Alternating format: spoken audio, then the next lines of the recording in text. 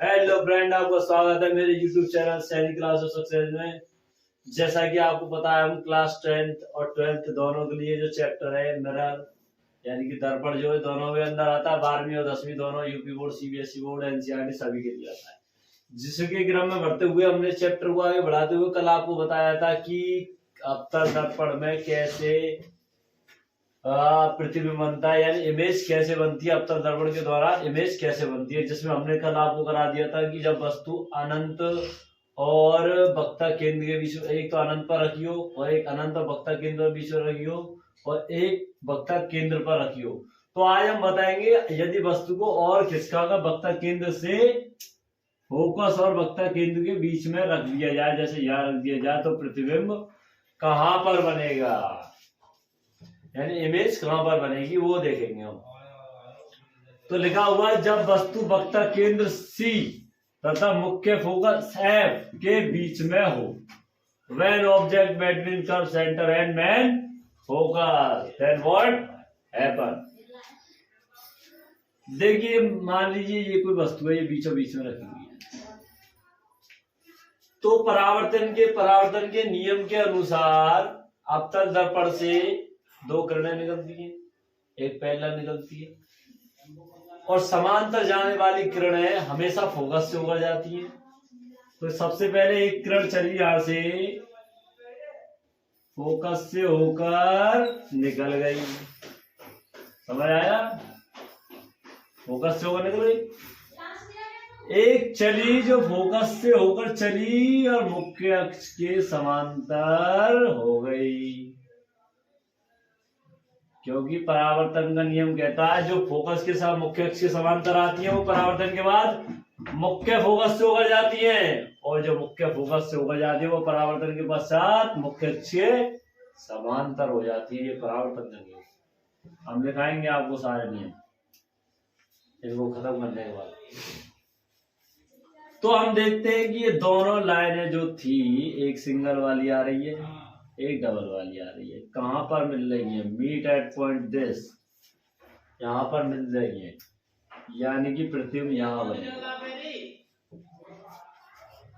अगर वस्तु A B है तो क्या प्रतिबिंब ए डैश बी डैश नहीं होगा? होगा। अब तुम यहां पर एक चीज देख रहे होंगे, देखिए प्रतिबिंब वस्तु के उल्टा बनना है, वक्ता केंद्र तथा अनंत के बीच में बन रहा है, वस्तु से बड़ा बनना है और वास्तविक बनना है। तो इस प्रकार हम कह सकते हैं कि यदि वक्ता केंद्र तथा मुख्य फोकस के बीच स्थित वस्तु का प्रतिबिंब वास्तविक उल्टा वस्तु से बड़ा व दर्पण के वक्ता केंद्र तथा अनंत के बीच प्राप्त होता है, यही लिखा हुआ है, समझ आया। तो ये इसकी फोर्थ कंडीशन थी कि जब वक्ता केंद्र और फोकस के बीच में रख दिया जाए।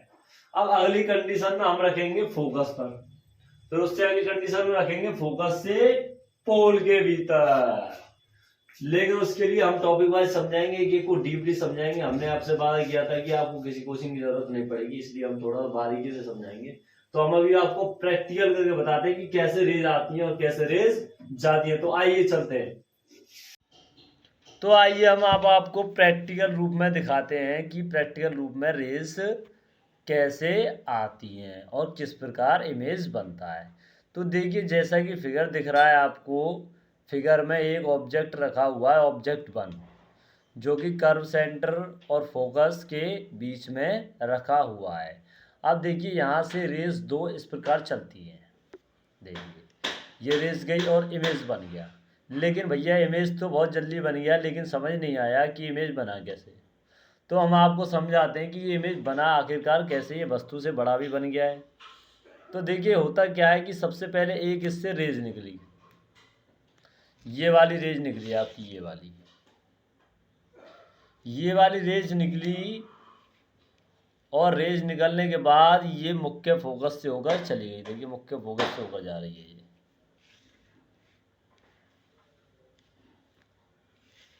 ये वाली रेज गई और मुख्य फोकस से होकर चली गई। ठीक है, उसके बाद दूसरी रेज आई, देखिए सभी मुख्य फोकस से होकर ये जा रही है लमसम में।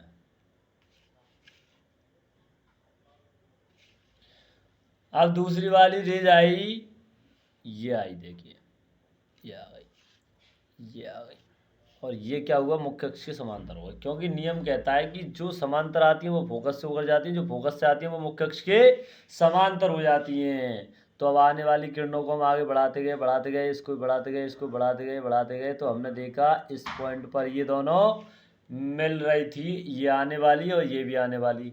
तो हमने क्या किया, यहीं पर एक इमेज बना दिया और ये इसका प्रतिबिंब बन गया। यानी कि जब ऑब्जेक्ट वक्ता केंद्र सी, यानी ये वाला वक्ता केंद्र सी और एफ के बीच में रखा हो तो कहाँ बनेगा प्रतिबिंब, प्रतिबिंब यहाँ पर बनेगा।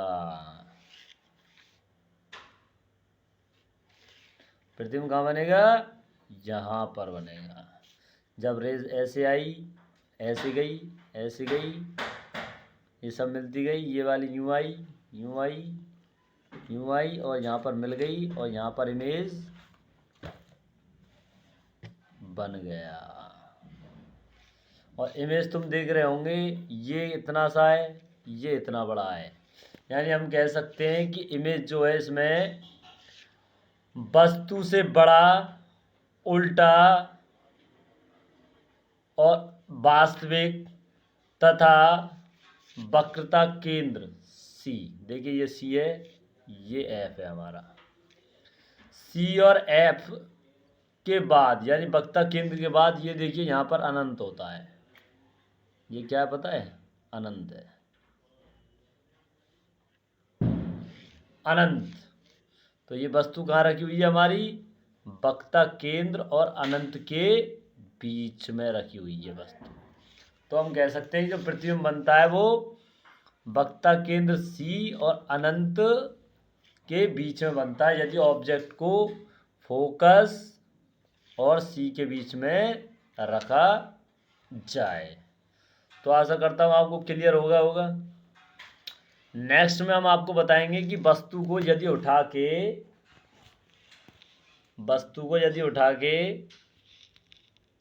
फोकस पर लिया जाए तो इमेज कैसे बनेगा। तो वो वाला इमेज वाला बताएंगे हम आपको कि फोकस पर जब डालेंगे तो कैसे इमेज बन सकता है इसका, ठीक है ना। तो वो नेक्स्ट वीडियो में आपको बताएंगे, ठीक है ना। मिलते हैं नेक्स्ट वीडियो में।